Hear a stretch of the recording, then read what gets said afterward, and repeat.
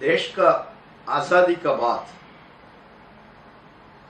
हमारा देश कोई विदेशी देश से डिपेंड नहीं करना चाहिए करके उस समय का हमारा राष्ट्रीय नेतागण पंडित जवाहरलाल नेहरू का नेतृत्व में डिसाइड किया। हमारा देश में पब्लिक सेक्टर इंडस्ट्रीज को स्थापित करना है, डेवलप करना है। देश का इकोनॉमी, देश का मैन्युफैक्चरिंग, देश का टेक्नोलॉजी हमारा देश का अंदर ही होना चाहिए। अंग्रेजी में सेल्फ रिलायंस बोलता है। पिछले 70 साल से पब्लिक सेक्टर हमारा देश का डेवलपमेंट के लिए, एम्प्लॉयमेंट जनरेट करने के लिए,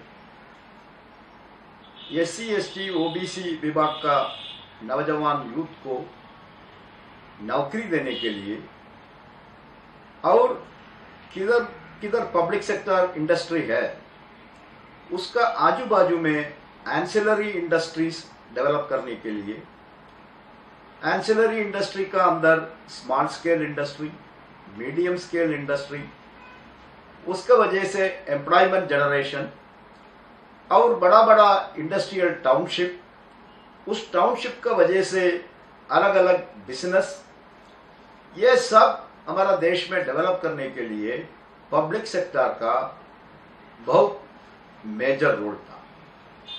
लेकिन अभी पिछले 5-6 साल से हम लोग क्या देख रहा है,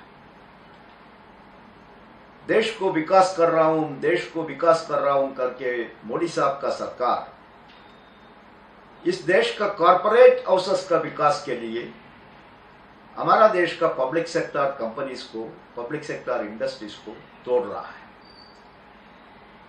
इस सरकार का नीति है पब्लिक सेक्टर में बैंक नहीं होना चाहिए, पब्लिक सेक्टर में इंश्योरेंस नहीं होना चाहिए, पब्लिक सेक्टर में ऑयल नहीं होना चाहिए, पब्लिक सेक्टर में कोयला नहीं होना चाहिए, पब्लिक सेक्टर में बिजली नहीं होना चाहिए, पब्लिक सेक्टर में ट्रांसपोर्ट नहीं होना चाहिए, पब्लिक सेक्टर में कुछ भी नहीं होना चाहिए। ये पूरा देश का प्राइवेट मालिक, प्राइवेट कॉर्पोरेट का पास हैंड ओवर कर। अभी देश का परिस्थिति बहुत खराब है, सबको मालूम है। कोविड-19 वायरस का वजह से हमारा जनता परेशान में है, हमारा मजदूर, हमारा किसान, सभी लोग परेशान में है। सरकार ने लॉकडाउन डिक्लेयर करके 2 महीने सभी जनता को उनका घर में बैठने के लिए बोल दिया। जनता भी सरकार को सुना, घर में बैठा।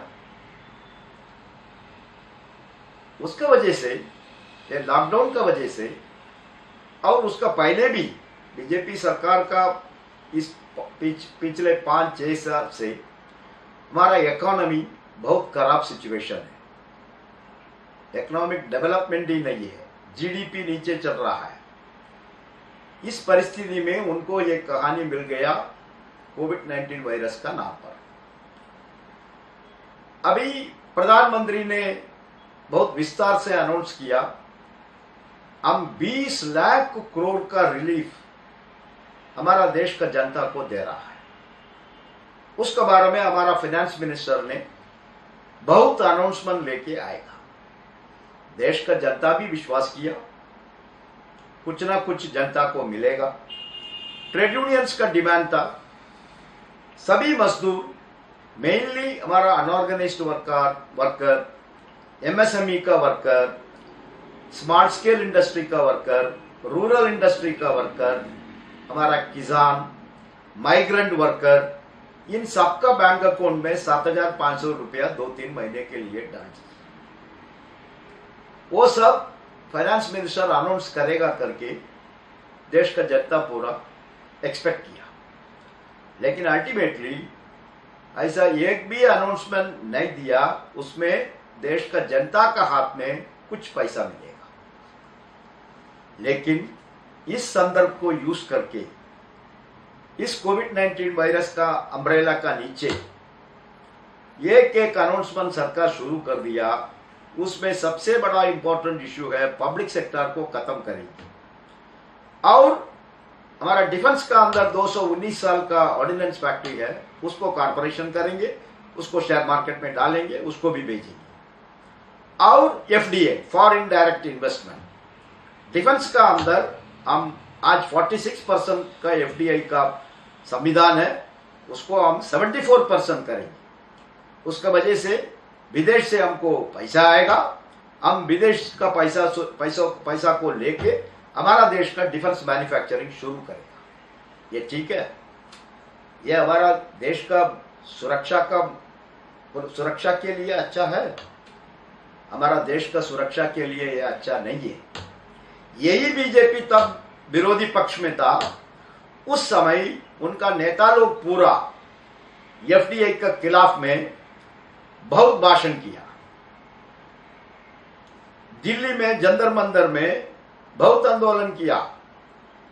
प्रधानमंत्री भी चुनाव का पहले 2014 में बोला हम आएगा तो हमारा देश में कोई एफडीआई नहीं आएगा, हम पूरा स्वदेशी करेंगे।